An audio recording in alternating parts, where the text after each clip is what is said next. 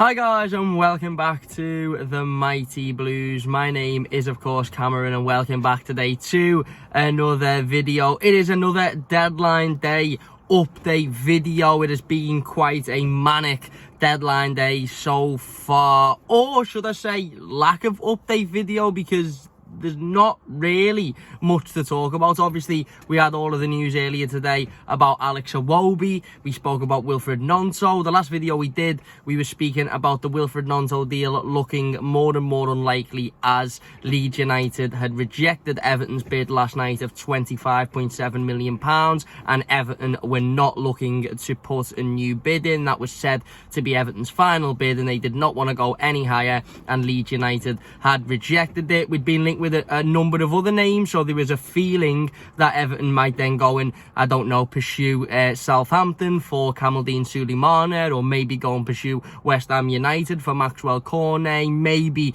we'd go to our second target or third target and try and get one of them in, given that Gnonto was more and more unlikely. Or we'd maybe match Leeds United's asking price, pay the £30 million that they want, stop messing about, and just go and get him in the last couple of hours of the transfer window. Well, we are currently at 7:20 as of recording this video, so just under 4 hours of the transfer window remaining, and nothing is happening. According to Alan Myers, about an hour ago, he was asked a series of questions on Twitter. He obviously works for Sky Sports News, works closely with the football club, gets a lot right. He was asked, does this mean the club have given up on even trying to bring anybody in?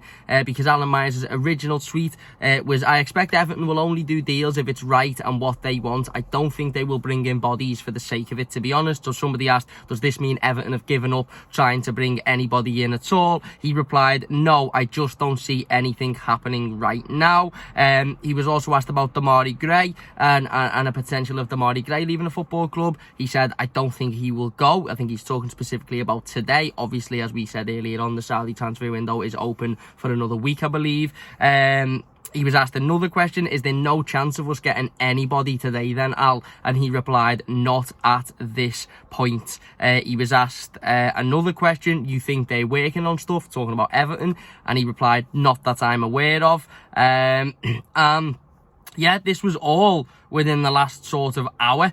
You know, the obviously primary part of the the statement there being his tweet about Everton not wanting to bring players in just for the sake of it, and only wanting to bring them in if they are deemed good enough and if they ultimately improve the football club. Somebody tweeted at Alan Myers, we aren't getting anyone again, are we, Al? And he replied, I don't expect anything as it stands. And that was an hour ago, and we haven't had any particular update since then. The only bit of information that we have had since then is that Maxwell Cornet has been listed as a substitute for West Ham United's game tonight away against Luton. So any deal, potential deal for Maxwell Cornet looks pretty difficult to complete now, given he is obviously in that matchday squad against Luton. That game won't finish till, what, 10:20, and then Everton would have 30-40 minutes to do a deal. Now, we could make a deal happen if there's an agreement and there's a deal sheet put in before the 11 o'clock deadline. That is a possibility.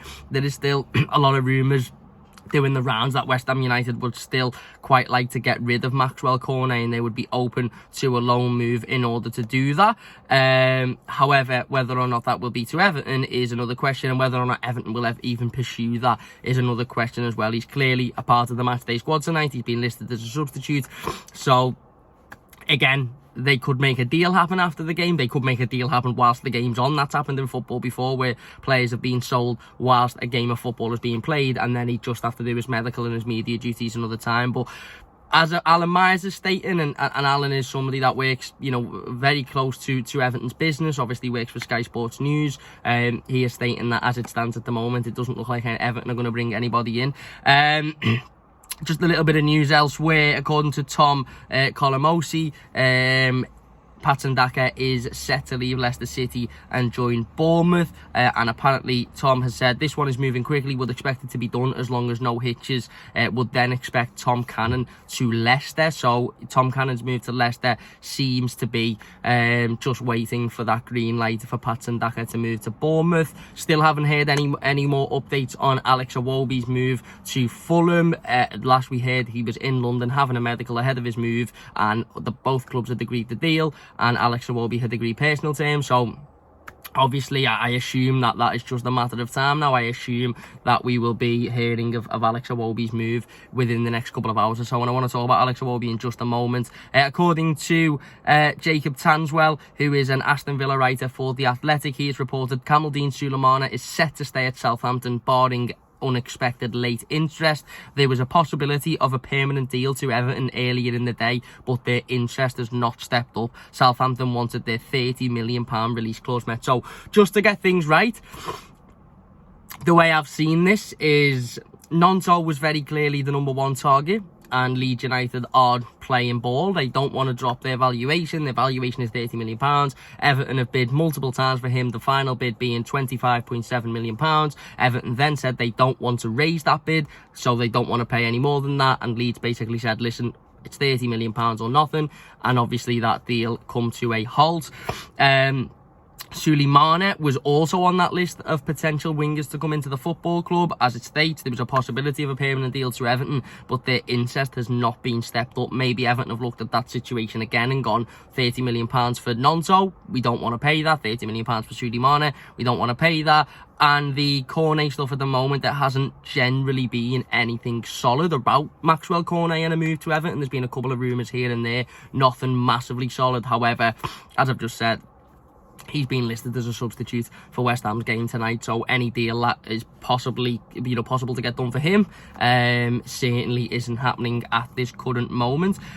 Joe Thomas did tweet a couple of hours ago that it's a big couple of hours for Everton. There's a financial case for the expected sales of Iwobi and Cannon, and that is very clearly important, but deadline day sale of key parts of club's present and future feels like a painful gamble if Dyche's hand is not strengthened as a result, and I couldn't agree more with that. Mark Douglas also tweeted a couple of hours ago, it could end up being quiet in terms of incomings at Everton tonight. He said here in Everton could end up quiet in terms of incomings tonight, only looking to do deals that improve them interest in Nonto, but Leeds United seem to be standing firm. Could change, of course, feels like a gamble with Iwobi heading out. And Fraser Fletcher reported, understand there is nothing advanced with Maxwell Cornet and Everton at the time.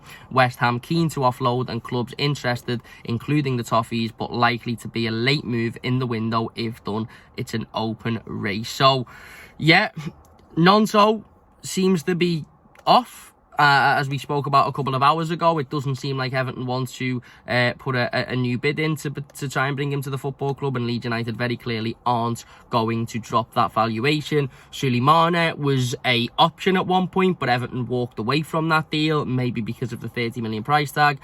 Cornet, again, nothing solid there, but remains an interest, and from what various journalists are stating, doesn't seem like this is going to be a difficult one to complete. However, he's part of West Ham's matchday squad tonight, and that game won't finish till 10:15. So, and listen, Cornet doesn't have to be there in himself to make a deal happen. He could have said before the game, yeah, I'll go to Everton, and then they could be working on it while the game's on. That has happened before as well, but not great signs considering he's on that, on that bench for West Ham United tonight. So, yeah, it looks like we could be in for a very, very quiet night. Everton obviously have, brought in 5 players in this transfer window. We know have brought in Ashley Young, Arnold Danjuma, Yusuf Chamiti, Jack Harrison, and of course Beto. Is that enough? Well, if you would have asked me this 2 days ago, I would have probably said that's a relatively okay transfer window. I don't think it's a great transfer window by any sense of the imagination, because I still think we need a centre-half, and I still think we need a right winger, and I still think we need a creative midfielder, and I still think we need a left-back. But realistically, we were never going to sign every single player in every single position we needed to strengthen in one window. I would have liked the centre-back, because our centre-back options are worryingly weak, as we saw on Wednesday night. And I think the primary target after bringing in a centre-forward, which we did in Beto, should have been a right winger. And that was before the talk of Alex Iwobi leaving the football club, before the talk of Tom Cannon leaving the football club, Neil Maupay, of course, who has got a move to Brentford on the go. So Everton could end the evening with Neil Maupay leaving the football club, Tom Cannon leaving the football club, and Alex Iwobi leaving the football club. So we spoke earlier about Neil Maupay leaving and not necessarily needing replacing, because you've got Yusuf Chamiti there, you've got Dominic Calvert-Lewin there, you've got Beto there, of course. Tom Cannon, as I said earlier, again, probably somebody that in an ideal world Everton wouldn't have sold. They'd have sent out on loan, but we don't live in an ideal world, and £7.5 million for a player that isn't ready to play Premier League football now is probably not the worst deal. But it's the Iwobi thing that sticks in my throat a little bit. I said earlier on today, when it became quite apparent that Alex Iwobi was going to leave Everton, I don't think that deal is too bad for Everton. £22 million for a player that is in the last 10 months of his contract. He is 5 months away from being able to agree a pre-contract with another team, and ultimately he's less than a year away from walking away from the football club for free. He doesn't want to be here, so he's clearly not going to sign a new contract. So £22 million for just that factor alone, never mind taking into consideration the fact that he's been here for 4 years. Again, creatively his stats look absolutely brilliant, and you know, his big chances created and all of that, but realistically he hasn't been involved in enough goals in terms of scoring goals. He's not been good enough, and generally a lot of his performances over that 4-year period haven't been good enough. They've been underwhelming. So again, I had no big issue with Alex Iwobi leaving the football club for that amount of money. My big worry was Alex Iwobi leaving the football club with hours to go on deadline day and Everton not being able to replace him. It's not only the chances that he creates that you miss, it's not only his ability as I said, as a creative mind in this team, but it's also another number in the squad that we're taking away. We've already got a weak squad. We already don't have an awful lot of squad depth, do we? We're talking about a team that fields 2 goalkeepers on the bench every single match week, and we're now losing 3 of those players that would have been in a matchday squad without replacing any of them. Now, as I said, I understand the Maupay thing. We've got Beto, we've got Danjuma can play there, we've got Chamiti. I understand the Tom Cannon thing. Again, young player, decent amounts of money for somebody with that little experience. But Iwobi, for me, I think most Evertonians, I don't want to put a percentage on it, but I think most Evertonians, if you'd have said 2 weeks ago, right, Alex Iwobi leaves for £22 million and you bring in Nonto or Sulemana, or you bring in some form of replacement for him, even a creative central midfielder, because Iwobi isn't really a winger, is he? I think most Evertonians at that point would have said, yeah, sound, absolutely, no worries at all. The fact that we look like we mightn't be bringing anybody in to replace him is massively worrying, because again, whether he's been underwhelming, whether he's been worth the money that we paid for him, whether he scored enough goals, assisted enough chances, he creates chances in this squad, and he has an involvement in this team, and he has played an awful lot of football over the 4 years that he's been here, and to lose that and not replace it is an incredible risk for a team that finished 30 minutes away from being relegated last season and barely survived. It's a massive risk, and you know, maybe Everton should have said, well, listen, he can go, but only if we bring in a replacement. That doesn't look like the case. The case looks like he's going to leave anyway, regardless of a replacement. But yeah, that for me is a worry. It is a worry, and you know, as the days go on and as the transfer window closes, we'll assess the whole window. We'll talk about the ins, we'll talk about the outs in a lot more detail. But just initial thoughts, it's slightly concerning to lose a player who ultimately plays every week in this team and to not replace him. You then think, well, who comes in to replace him? Because James Garner can't continue playing right wing because he's not a right winger and he's not good enough. So who fills that space? Who comes in? Okay, some people might say, well, you've got Jack Harrison when he's fit, you've got Dwight McNeil when he's fit.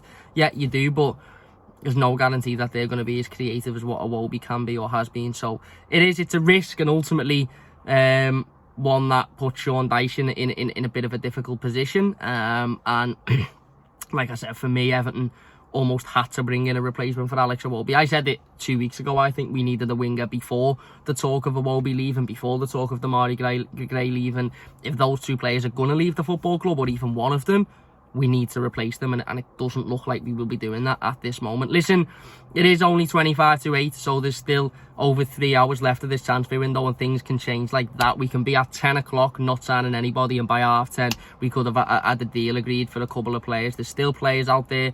There's clubs that the closer it gets to the deadline, we'll start to drop their valuations a little bit. I'm not naming clubs. I'm not saying Leeds will. I'm not saying Southampton will. I'm just saying there'll be players out there that Everton will be looking at, that whose clubs will ultimately want to make moves happen closer to the deadline to get the wages off the book or whatever. So we'll wait and see what happens in the next 3 hours. But as it stands, Everton don't currently look like bringing any players in this transfer window. I expect the Wobie's deal to be announced over the next couple of hours. I expect Mopai's deal to be announced over the next couple of hours. But as of now, it looks like Everton may be done in terms of incomings for this transfer window. But who knows what will happen? We'll wait and see if anything happens over the course of the next few hours. Big thank you all for watching. If you have enjoyed this one, please do leave a like. It does mean a massive amount to me. If you have enjoyed it, please do subscribe as well. That would be absolutely fantastic.